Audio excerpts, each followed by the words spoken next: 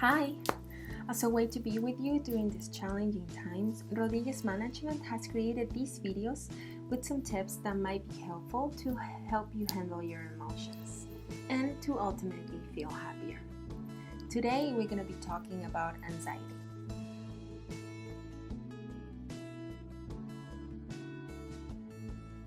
Anxiety is a stress symptom and at the same time is a mental and physical reaction to situations that we think might occur that we won't be able to control. It's a normal brain reaction that helps us stay alert or prepared for alleged threatening scenarios. It's not necessarily a negative reaction, and the goal is not to suppress it, but to learn how to control it so it doesn't affect our lives and relationships. All of us have felt anxiety at some point. For example, when we're waiting for a test result or a job opportunity, right? And we can recognize anxiety by identifying its basic signs. Excessive sweating, tachycardia, our breathing gets faster. We feel our muscles are weak. And on a more mental level, we had a hard time focusing, negative thoughts come up, and we get into a defensive mode. During these times, it's probable that at some point people will experience these symptoms. There's a lot of uncertainty, waiting to see how this will turn out. There's a lot of things that we're not able to control anymore.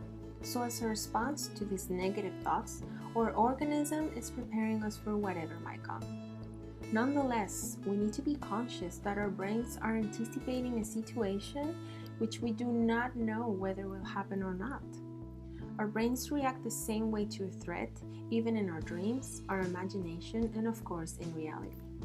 We understand now these symptoms come through our thoughts, meaning the way we used to interpret certain situations. So changing or softening these thoughts is the key to wellness. Here are some tips that, if practiced with constancy, can be really useful.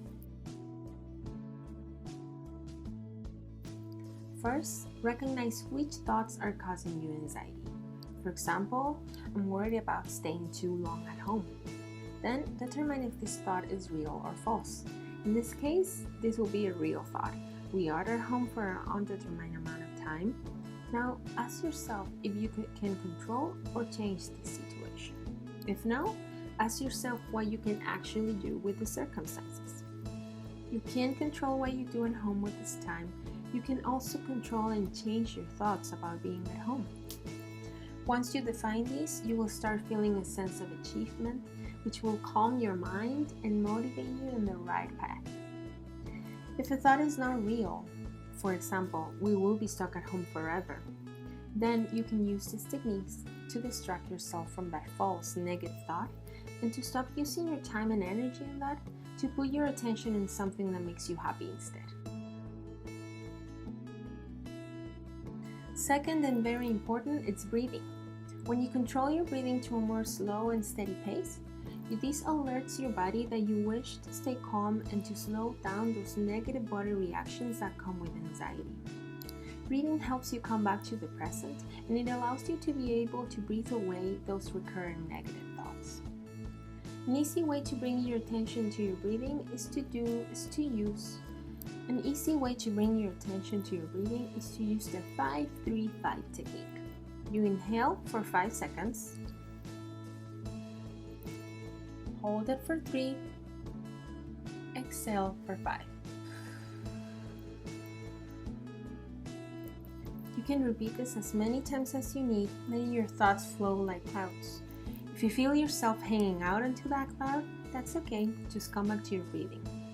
You can say in as you inhale and out as you exhale. The third tip we want to share with you is the 5-4-3-2-1 technique. This technique involves all our 5 senses, so we can turn all our attention into ourselves and not into whatever thoughts are bothering us. Another way to come back to the present. First, we're going to use our sight. Look around and name 5 objects. Look around and name 5 objects that you can see. Don't try and search them, don't select them, just name what you see. 2 is going to be hearing. Identify 4 sounds you can hear at the moment. I hear a car, my dog chewing on a bone, a grass cutter, and a bird. What do you hear right now? Third are touch. Find 3 things you can touch: a chair, your shirt, a ring, your hair. Fourth, smell. This one might be a bit harder, but you only need to identify 2 smells.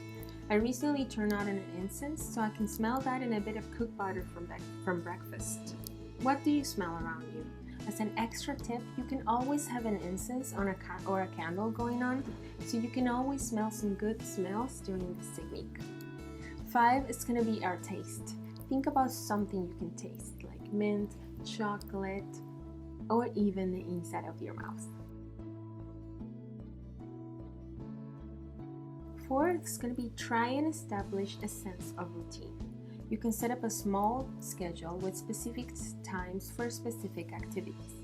For example, I have 2 dogs, so every morning I need to take them for a walk, and then I vacuum. Then I water the plants, I make myself some breakfast, and then I do morning pages. This is my morning routine, and even if I don't have anything else to do the rest of the day, this routine is helping me keep a little bit of a system in place, and it usually motivates me to do other new things during the day. You can share this with your family, include them in your activities, and then try and create at least 4 daily activities that you will do every day.